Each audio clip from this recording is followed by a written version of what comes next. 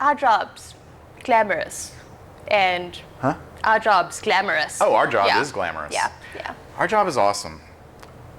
We certainly get to play the role of the glamorous individual. But it's not always glamorous. The glamorous parts are what you see on our Instagram and our, and our social. Yeah. But like when you actually get down to it, there's a lot of eating in your car and picking up dog poo and, cleaning those roaches. I don't eat in my car. Really? Well, you do have I'm not very... that basic. I do eat in my car. That basic. No, I know. A lot of people do. No. You know, what it is also is like, lunch isn't like necessary for me. I'm really dinner focused. Yeah, I'm more of a dinner person. I'm a so dinner are you a person. breakfast? Do you do a breakfast? Not No, really. you'll do a one meal a day. I'll do one meal a day and I'll have some like snacks and stuff. I'll often do 2 meals a day because everybody wants to do lunch all the time. I do view meals as like a social thing, and so if you want to do lunch, I'm down to do lunch, and I have the preferences I have for lunch. Gotcha. But like, but if I'm not you're being more prompted, a dinner guy. Yeah, I like in this world, in this fake world I'm in, I like to think I'm on a diet and that I'm gonna lose weight. Because I go down to Miami, I go to Vegas and places, I gain weight, okay? And then I want to lose the weight, but everybody wants to keep doing this and that. They And I'm want like, to be social. I don't get to lose weight, Yeah, I know. It's this never-ending cycle of... what I say is, it's like Thanksgiving, and then it's Christmas, and then all of a sudden it's Valentine's Day, and then Easter, and it's just these things summer. keep popping up. It's summer now. I know. Summer bodies. I'm really hitting it with my trainer lately. Okay, yeah. I need to. But you can do whatever you want with exercise. Yeah. If you're eating badly and you've got this constant layer of fat over you, it's not gonna help much. So it's the eating and the drinking. If the clothes still fit, you're borderline at least. Well, But I'm I'll not buying squeeze new myself clothes. into I'm some not, stuff. Me too. I'm staying. If something starts not to fit, it's immediate. Like, I'm not eating for 2 days, and I'm rolling it back, and then I'm gonna. We're gonna go on the fast. Yeah, then that's like a crisis moment, Yeah, I have a lot of those.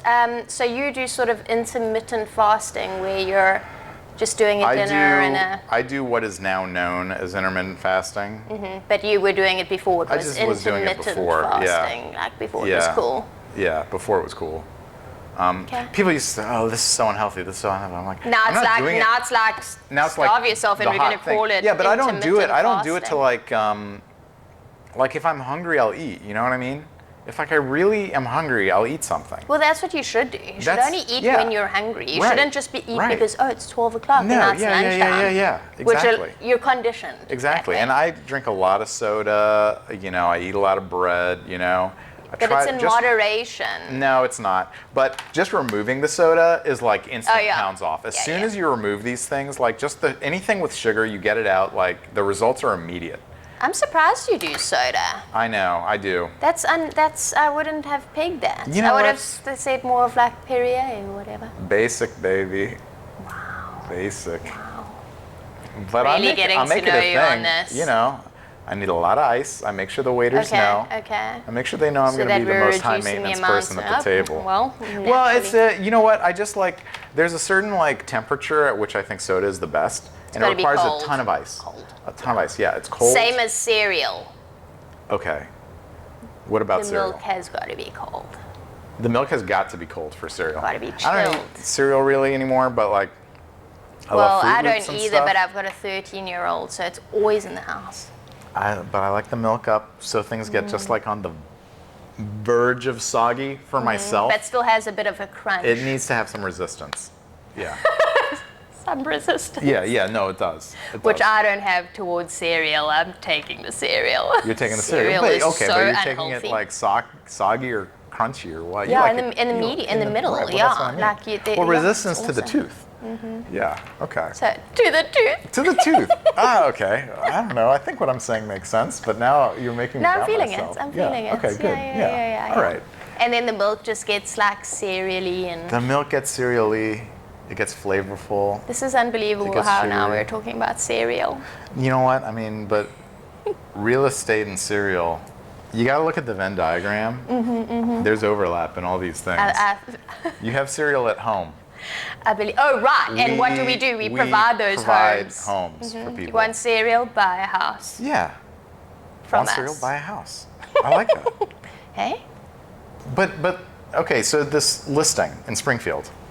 Yes. So it'll be hitting the market after 4th of July, which I Okay. think a lot of people are listing. Okay, yeah. And yeah, just working on a couple of them actually. Buyers right now. It's an interesting time for that. Yeah. So yeah, we'll see. It's trying to hit it hard for the second half of this year. I agree with you. How about you? What have you got going on? Well, I've got this listing that's going to be coming up in Fairfax. It's like a 3-bedroom condo. I am unsure of kind of what the price performance is going to be in that like 500-ish range, but we're going to find out. Okay. But I think for somebody who's looking for a 3-bedroom format, and a lot of the townhomes for sure are going quickly these days, and for an elevated price to that, it should be a good option. You know, it's right near the Fairfax Vienna Metro. is very popular, obviously. Yeah, right. And really, it's a Fairfax address, but it really is. It's like the Vienna Metro station. Perfect. Yeah, it's good. It's good. Okay. Yeah. Are you finding this resistance to the rate? We're at a 2.39 and we don't want to jump into a 7. I mean, this Absolutely. is the big thing right now in our Absolutely. market. But No, are for you sure. are you firsthand hearing it Am I hearing it? as an don't think- objection? People are not saying it explicitly to me, but they're saying other things that let me know that is what their objection is. Mm-hmm. You know what I mean? There are for sure some people who would trade up, as it were, if they weren't already in something. And also people who don't need their property per se and are buying regardless. Instead of selling this, some of them are just keeping it as rental. Yeah, you know? there's a lot of that, and it's There's a lot actually of that. smart. Yeah, I don't begrudge it at all. Like, because the rental rates right now, up. Yep. But there's always going to be something, you know. There's You're always not gonna going be to something. be able to perfectly time any markets. I don't try to overcome anybody's objections. Yeah. I'm just like, listen, we'll do it on your time, on your schedule, and we're going to do it right. Mm-hmm. Because the one thing I do not want ever, when a buyer has purchased a home, is for them to be feeling like they made the wrong choice 2 weeks later. Well, I think that has happened a lot over the last 3 years. I think it has. A lot. But not to me and my clients. So, you know. Yeah. But I think That's for huge. sure. I think for sure. You know, and a lot of it was due to like waived home inspections and stuff like that. But like you can get a sense of a property, whether you do a home inspection or not. You know. Do a home inspection. Look for stuff, you know?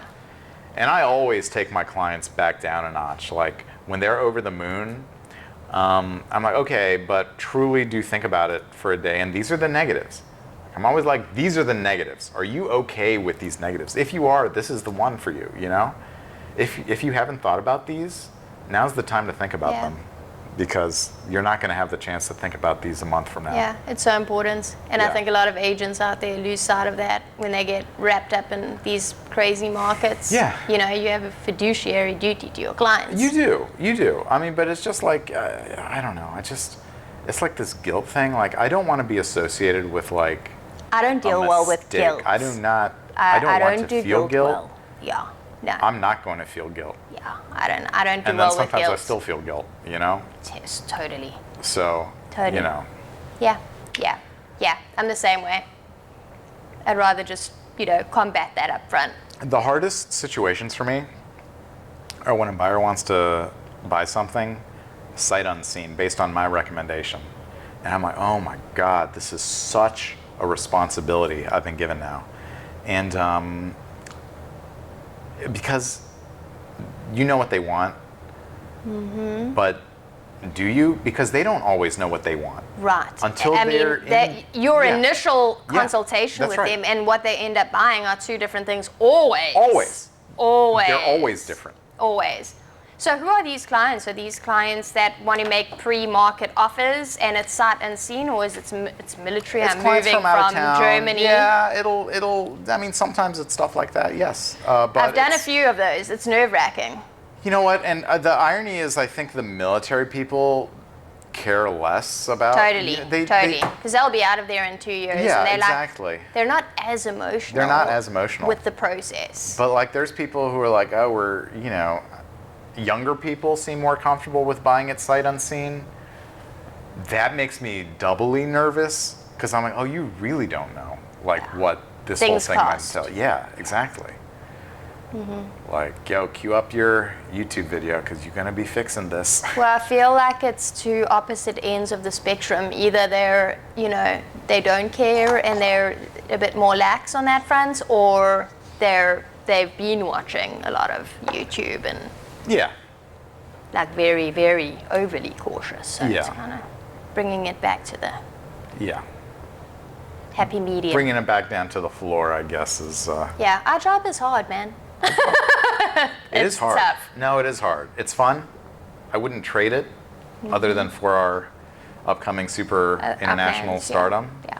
But yeah, it's glamorous. It's tough. The gravity of it is It's huge. there's a lot of gravity. Yeah. I've been wrapped up in court appearances and stuff. I have not, you know, been sued You myself. have? But yeah, I've been there as a witness before when I've had like a client anyway, I'm not going to go into it. Yeah. But it's Whoa. yeah. I mean, Whoa. it's intense. That's a lot. It's a lot. It's a lot. No one ever wants to be involved in that. Nobody wants that. Yeah. Yeah. Yeah. So hence all your upfront disclaimers help you. Well, those were situations unrelated to anything having to do with myself and the process itself. It had to do with contract breaks, party breaking, Okay, gotcha. you know, Yeah. and the other party taking them to court, Gotcha. and me Alright. as a witness kind of a thing. All right. Yes, I've had a bit of that too myself. Yeah. Can get uncomfy. Yeah, yeah. But So anyway, that's what's up. that's what we do. That's what we do.